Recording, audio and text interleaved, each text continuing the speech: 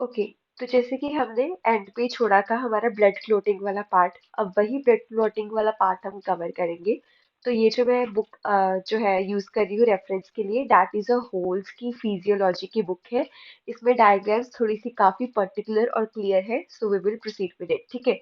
अब देखो, सबसे पहले क्या हो रहा है, सबसे पहले there is a break in the vessel wall. ठीक है। अब जैसे कि मैंने आपको बताया था कि ये आपका इंडोथेलियल लेयर है, ये वाली। ठीक है। और इसके ऊपर क्या पड़ा है, आपका कोलेजन पड़ा है। ऊपर क्या है, होगा आपका एपिथेलियम। जब भी कोई भी इंजरी होगी, ठीक है, यहाँ पे कोई भी इंजरी वगैरह हो रही है, तो ये चीज टूट रही है, जिसकी वजह से जो ये आपका कोलेजन है ये क्या हो रहा है, एक्सपोज हो रहा है। और हमारे ब्लड में क्या फ्लो कर रहे हैं, ब्लड में हमारे फ्लो कर रहे हैं ये रहे आपके प्लेटलेट्स। ठीक है। अब दूसरी चीज मैंने आपको क्या बताई थी कि जैसे ही आपका कोलेजन एक्सपोज हो जाएगा, जो प्लेटलेट्स होते हैं उनकी अफिनिटी किसके लिए होती है, कोलेजन की। ठीक है। तो अब देखो ये लीक हो गया, यहाँ से ब्लड एस्केप करने की कोशिश कर रहा है। तो प्लेटलेट्स क्या करेंगे, एक दूसरे के साथ एडहेयर करेंगे at to the end of the broken vessel, और एक्सपोज्ड कोलेजन पे जाके चिपक जाएंगे। ठीक है। जिसकी वजह से हमारा क्या फॉर्म करेगा, प्लेटलेट प्लग। अब प्लेटलेट प्लग क्या कर रहा है ये टेम्परेरी उस जगह पे जो हमारा ब्लड लॉस है उसको रोकने के लिए हेल्प कर रहा है। ठीक है।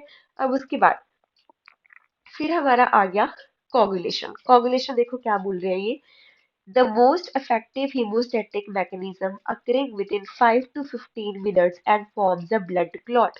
तो जब भी आपको कोई भी इंजरी होती है, कोई भी चोट लगती है, 5 से 15 मिनट का टाइम लगता है वहां पे ब्लड क्लॉट की फॉर्मेशन के लिए। ठीक है। और उसी ब्लड क्लॉट को फॉर्म करना, उसकी फॉर्मेशन करना, that is known as clot formation और कोएगुलेशन। अब मैं आपको दिखाऊंगी कि क्लॉट कैसा होता है, कैसा बनता है। देखो, आपने पट्टी देखी है, बैंडेज जो ऐसी कुछ है ना, आपकी क्रिस क्रॉस क्रिस कुछ ऐसी पैटर्न की होती है ना। तो इसके बीच में यहाँ पे डेड एलिमेंट्स ट्रैप्ड हो जाते हैं, और ये एक बैरियर की तरह काम करते हैं कि इसमें से जो ब्लड है वो लीक आउट ना हो सके। ठीक है। तो ये आपका क्लॉट फॉर्म करते हैं। ठीक है। अब उसके बाद है हमारा कि अब ये जो आपकी कोगुलेशन है ये दो तरीके की होती है, एक एक्सट्रिंसिक कोगुलेशन और ये होती है आपकी इंट्रिंसिक कोगुलेशन। ठीक है। और दूसरा चीज कि ये जो आपकी क्लॉटिंग है, ये आपकी जो कोगुलेशन हो गया और जो आपकी क्लॉटिंग है, इसके लिए लगते हैं कुछ क्लॉटिंग फैक्टर्स। ठीक है। सो ब्लड जो आपकी क्लॉटिंग है वो एक कॉम्प्लेक्स फिनोमिना है जिसमें कई तरह के आप क्लॉटिंग फैक्टर्स को यूज करते हैं। अब एक तो आपकी क्या चीज नेसेसरी होगी, क्लॉटिंग फैक्टर्स। दूसरी एक रिक्वायरमेंट होती है आपको विटामिन के की, क्योंकि विटामिन के इंपॉर्टेंट होता है कुछ क्लोटिंग फैक्टर्स को एक्टिवेट करने के लिए। अगर विटामिन के नहीं होगा, क्लोटिंग फैक्टर्स एक्टिवेट नहीं होंगे। ठीक है।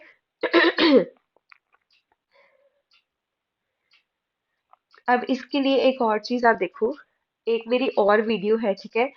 ये आपके पास 13 क्लॉटिंग फैक्टर्स हैं, दिख रहे हैं, 13 क्लॉटिंग फैक्टर्स होते हैं, और ये 13 के 13 लर्न करने इंपॉर्टेंट है। एक और मैंने वीडियो बनाई हुई है जिसमें मैंने ये 13 के 13 जो आपके क्लॉटिंग फैक्टर्स हैं उसको with the help of mnemonics की हेल्प से हमने इसको याद करने की वहां पे कोशिश की है। ठीक है। तो वो देख लेना अगर आपको इनकी जो लर्निंग है थोड़ी सी अगर आपको टफ लग रही है। अब जब भी आपकी ब्लड क्लोटिंग होती है तो उसमें एक मेजर जो इवेंट आपको देखने को मिलता है, that is conversion of fibrinogen to fibrin. क्यों फाइब्रिन, क्योंकि ये जो आपका फाइब्रिन होता है ना ये इनसॉल्युबल होता है, that is insoluble, proper thick thread बनाने का कोशिश करता है ये। इसी की वजह से प्रॉपरली आपका ब्लड क्लॉट बनता है। अब अगर मैं देखूँ तो क्लॉटिंग को मैं दो तरीके में डिवाइड करती हूँ, एक मेरे पास होता है एक्सट्रिंसिक क्लोटिंग मैकेनिज्म और एक होता है इंट्रिंसिक क्लोटिंग मैकेनिज्म। देखो, एक्सट्रिंसिक और इंट्रिंसिक क्या होता है, तो अगर आपकी बॉडी के अंदर किसी टिश्यू में कुछ डैमेज हो गया, कहीं पे कुछ भी डैमेज हुआ बॉडी के अंदर, तो तब हमारा एक्टिवेट होगा एक्सट्रिंसिक क्लोटिंग मैकेनिज्म। मतलब कि वहां पे क्या हो रही है, टिश्यू डैमेज हो रही है, टिश्यू डैमेज के टाइम। वहीं पे अगर आपकी बॉडी की फॉरेन सरफेस से किसी बाहर से कहीं से अब्रेशन लगा है, कहीं से कोई घसीट वगैरह आ गई, आप किसी के साथ टकरा गए, फौरन बॉडी के साथ आपकी बॉडी का कांटेक्ट हुआ है और आपको इंजरी हुई है, तब आपका एक्टिवेट होगा इंट्रिंसिक क्लॉटिंग मैकेनिज्म। ठीक है, तो पहले हमने क्या देखा? पहले हमने देखा ब्लड क्लॉटिंग। फिर अब हम कर रहे हैं कि ब्लड क्लॉटिंग भी दो तरह की होती है, एक होती है आपकी एक्सट्रिंसिक और एक होती है आपकी इंट्रिंसिक। एक्सट्रिंसिक किस केस में एक्टिवेट होती है? जब आपको क्या होता है, टिश्यू डैमेज। और इंट्रिंसिक किस केस में एक्टिवेट होती है? जब आपको जो ब्लड है वो फॉरेन सरफेस के साथ क्या करता है, कांटेक्ट करता है। देखिए कोई एक्सीडेंट वगैरह हो गया, कि कोई मेटल वगैरह की चीज आपको छू गई, तो उस टाइम पे कौन सा एक्टिवेट होगा? Intrinsic clotting mechanism. ठीक है, चलिए इसको देखते हैं। तो देखो, सबसे पहले टिश्यू डैमेज हुई। टिश्यू डैमेज से क्या हुआ? तो यहाँ पे टिश्यू डैमेज देखने को मिली है। टिश्यू डैमेज से क्या हुआ? It releases tissue thromboplastin factor 3। तो यहाँ पे फैक्टर 3 क्या हो गया? यहाँ पे रिलीज हो गया। Factor 3 is release. ठीक है, तो फैक्टर 3 यहाँ पे रिलीज हो चुका है। उसके बाद क्या होगा? एक्सट्रिंसिक मैकेनिज्म में ये जो फैक्टर 3 होगा ना, ये जो आपका फैक्टर 3 होगा, ये 7A को एक्टिवेट करेगा, ये बाद में 10A को एक्टिवेट करेगा। ठीक है, अब देखो यही हो रहा है यहाँ पे। सबसे पहले क्या हो रहा है? सबसे पहले टिश्यू डैमेज हुई और टिश्यू थ्रोम्बोप्लास्टिन फैक्टर 3 एक्टिवेट हुआ। फैक्टर 3 ने with the help of calcium किसको एक्टिवेट किया? फैक्टर 10 को। फैक्टर 7, ये रहा फैक्टर 7 और फैक्टर 3 ने मिलके 10A को एक्टिवेट किया। अब ये जो 10 क्या करेगा? ये क्या करेगा? With the help of factor 5 और कैल्शियम की प्रेजेंस में प्रोथ्रोम्बिन को करेगा एक्टिवेट। प्रोथ्रोम्बिन क्या करेगा? प्रोथ्रोम्बिन से कन्वर्ट होगा थ्रोम्बिन में, और थ्रोम्बिन आगे क्या करेगा? फाइब्रिनोजन को कन्वर्ट करेगा फाइब्रिन में। यही तो हमें चाहिए, यही तो ब्लड क्लॉट में हेल्प कर रहा है। और यहाँ पे फिर फैक्टर 13 आके इसको स्टेबलाइज करेगा और फाइब्रिन का क्लॉट बना देगा। ठीक है, तो देखो मेनली क्या क्या हुआ? फैक्टर 3 आया, फैक्टर 3 ने 6 के साथ दोस्ती बनाई, 6 के साथ दोस्ती बनाई, किसको एक्टिवेट किया? 10 को क्या किया? एक्टिवेट किया। ठीक है, फिर 10 हो गया और जो आपका फैक्टर 5 हो गया, उसने क्या किया? उसने प्रोथ्रोम्बिन जो है उसको कन्वर्ट किया थ्रोम्बिन में। और ये जो थ्रोम्बिन है इसने क्या किया? फाइब्रिनोजन को कन्वर्ट किया फाइब्रिन में। ठीक है, यही हो रहा है। अब दूसरी साइड देखो क्या होगा। सभी का मकसद यही है कि फाइब्रिनोजन को किसमें कन्वर्ट करना है? फाइब्रिन में। और ये जो है इतना प्रोसेस फैक्टर 10 वाला, ये आपका है कॉमन। दिख रहा है ना, कॉमन लिखा हुआ है यहाँ पे। तो फैक्टर 10 से लेकर जो आगे वाला प्रोसेस है वो आपका कॉमन है। अब एक्सट्रिंसिक में क्या हो रहा है? Blood contacts with the foreign surface.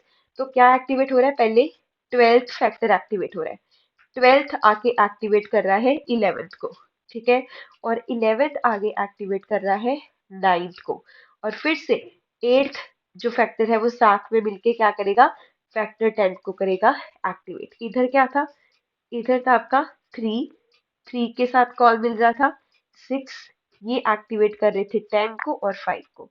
तो इंट्रिंसिक में आपका 3, 6 और 10 हो गया, इसमें आपका 12 हो गया, फिर 11 हो गया, फिर 9 हो गया, देन 10। ठीक है, 9, 10, 11, 12 इधर ये वाले हो गए, इधर आपका 3, 6 वाला हो गया। ठीक है, तो याद करने की कोशिश करते हैं। इंट्रिंसिक फैक्टर में सबसे पहले कौन आया? फैक्टर 3। फैक्टर 3 ने with the help of factor 6 किसको एक्टिवेट किया? फैक्टर 10 को। कैल्शियम साथ में आपको चाहिए ही चाहिए। फिर factor 10 with the help of factor 5, उन्होंने क्या किया? उन्होंने आपका प्रोथ्रोम्बिन एक्टिवेटर को एक्टिवेट किया। प्रोथ्रोम्बिन ने प्रोथ्रोम्बिन को कन्वर्ट किया थ्रोम्बिन में।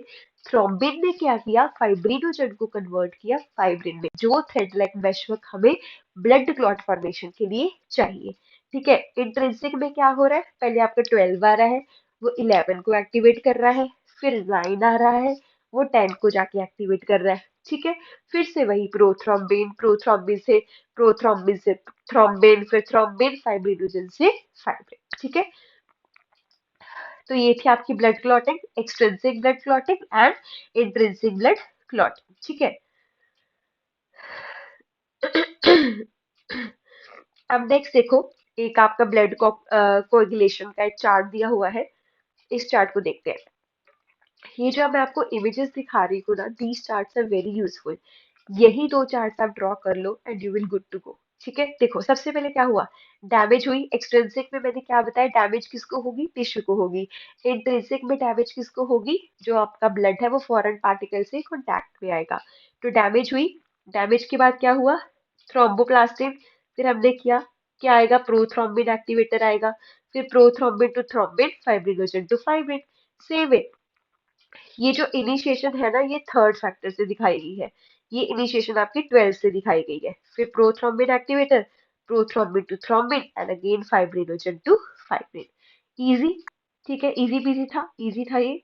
और मैं देखती हूँ आपका कौन सा अगर कोई पॉइंट छूट रहा हो, वो भी हम कवर कर लेते हैं। ठीक है। ओके, सही है, सारे पॉइंट्स इतने ही थे। अगर विटामिन के की कमी हो जाए तो प्रॉपरली आपको नहीं मिलता है ना। तो ब्लड क्लॉटिंग, ब्लड को जो है वो नहीं रुकता और हीमोरेज वगैरह की कंडीशन देखने को मिलती है। देखो, the major event in blood clot formation is conversion of the soluble plasma protein fibrinogen factor 1 into insoluble threads of the protein fibrin। ठीक है, यही हमने किया। एक तो ये डेफिनेशन आप नोट कर लेना। ठीक है, और ये डेफिनेशन और कोई, बस। So this was it. देखो कितना इजी था। ठीक है, अब इसके बाद हम कंटिन्यू करते हैं हमारे ब्लड टाइप्स। ठीक है,